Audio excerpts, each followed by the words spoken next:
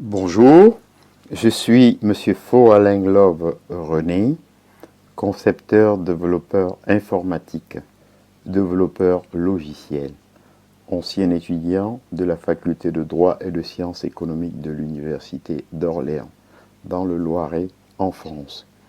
Aujourd'hui, dans le cadre du cours d'économie générale, nous allons étudier la Great Job Machine et l'explosion des inégalités aux États-Unis.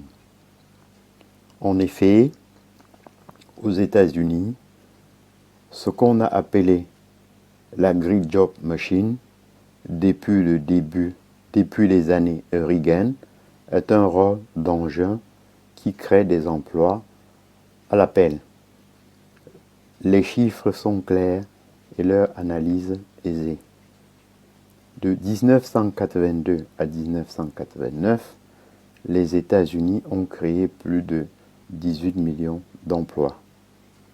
Le taux de chômage s'est stabilisé autour de 5%, à un taux que Friedman pourrait considérer comme naturel, c'est-à-dire équivalent au plein emploi. La totalité des emplois sont créés dans les services, l'industrie étant destructive, nette d'emplois. L'essentiel des emplois créés sont des emplois à faible qualification. Une part importante des emplois concerne les self-employed, travailleurs indépendants, qui représentent 20% des actifs. Les formes atypiques de travail, temps partiel, intérim se développent et la mobilité du travail s'accélère. Selon Robert Reich, ministre du Travail de Clinton, de 1975 à 1995, le PNB américain a augmenté de plus de 3/4.